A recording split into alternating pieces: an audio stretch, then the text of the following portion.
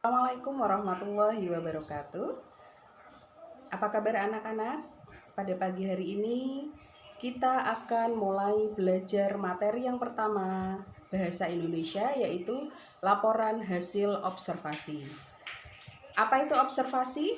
Observasi adalah sebuah kegiatan mengamati lingkungan yang ada di sekitar kita. Misalnya mengamati kejadian alam, kemudian ada sosial, politik, budaya, dan sebagainya.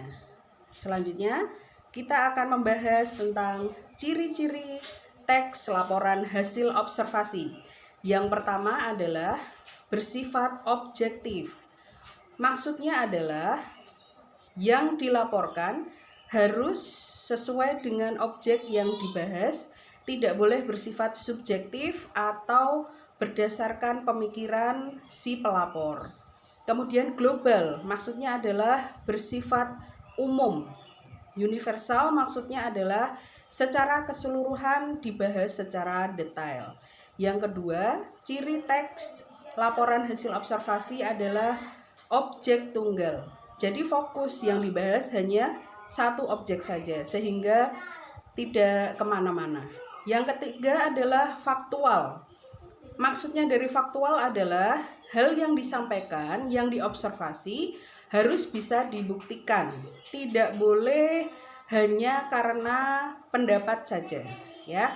Bisa dibuktikan. Yang keempat, tidak mengandung prasangka.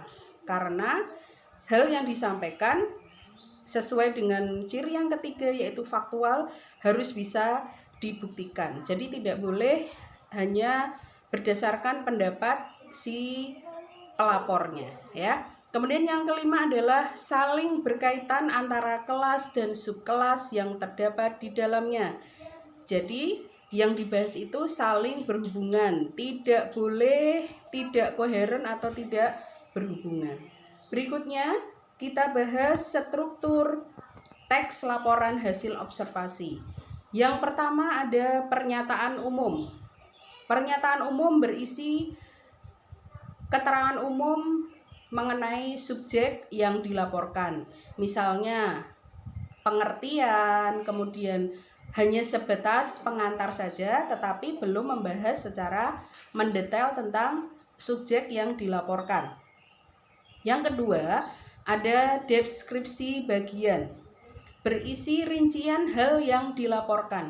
Di sini kalian bisa mengklasifikasi atau mengkelompokkan, kemudian bisa menyebutkan ciri-ciri, misalnya bisa menyebutkan bagian-bagian dan sebagainya. Intinya secara detail pada teks laporan hasil observasi disampaikan pada bagian yang kedua ini, yaitu di deskripsi bagian.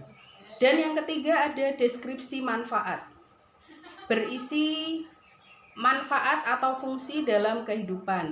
Tetapi pada bagian yang ketiga ini bersifat opsional, artinya boleh ada, boleh tidak ada, karena tidak harus muncul di dalam laporan ini, ya. Berikutnya kita membahas tentang kaidah kebahasaan teks laporan hasil observasi. Yang pertama menggunakan kata benda. Yang kedua ada verba relasional, contohnya yang ada di kurung, bisa kalian baca sendiri. Yang keempat menggunakan verba aktif. Yang keempat ada konjungsi. Dan yang kelima menggunakan istilah keilmuan bidang tertentu. Misalnya membahas tentang bidang kedokteran, berarti nanti akan muncul istilah misalnya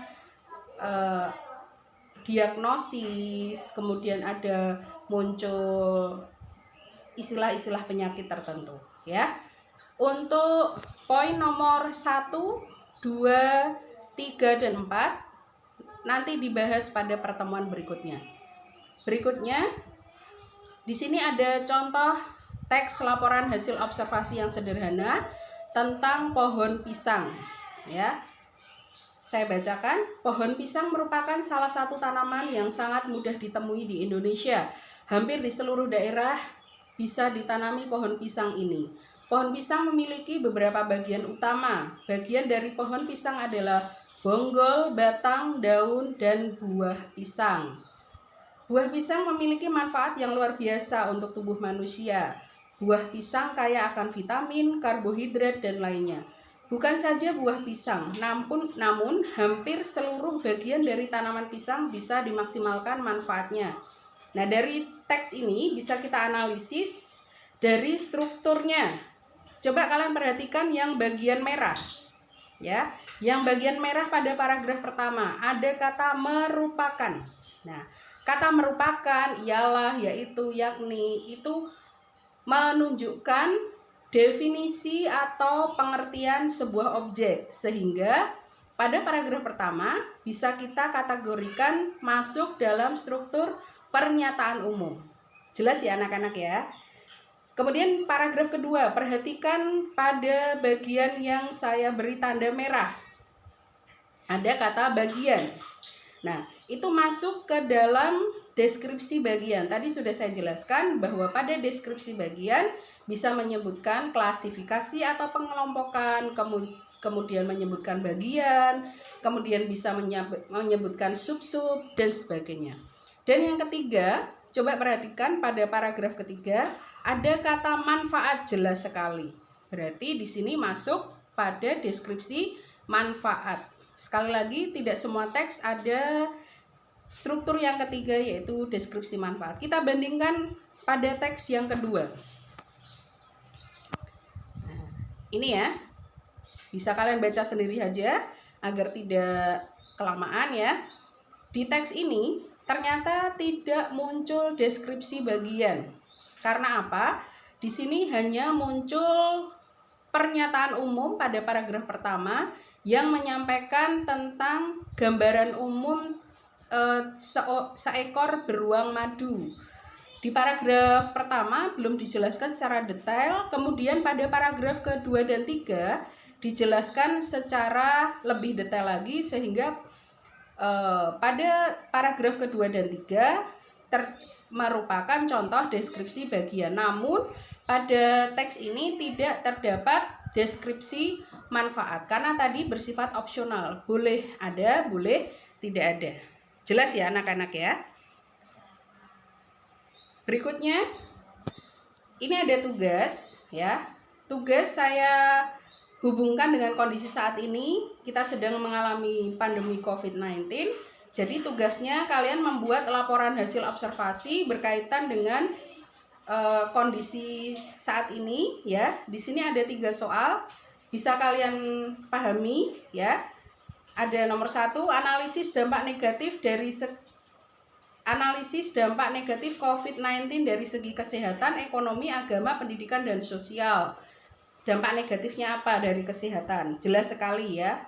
Kemudian dari ekonomi, di pasar bagaimana itu. Kemudian dari agama, jelas sekali ya. Kemarin kita bulan puasa atau sehari-hari ini kita lihat masjid-masjid kondisinya seperti apa, bisa kalian analisis atau deskripsikan. Kemudian dari pendidikan, nah saat ini kalian mengalami pendidikan yang seperti apa karena dampak dari COVID ini, dan sosial ya.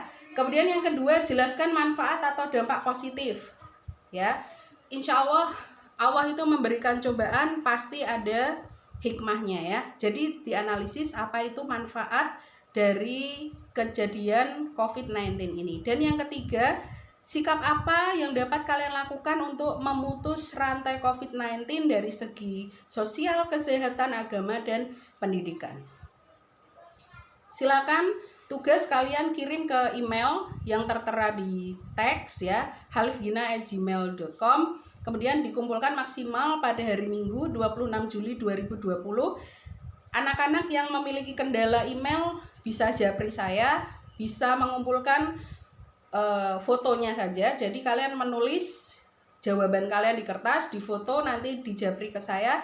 Jangan lupa di email kalian sertakan nama dan kelas ya. Sekali lagi, sertakan nama dan kelas kalian. Demikian presentasi tentang laporan hasil observasi.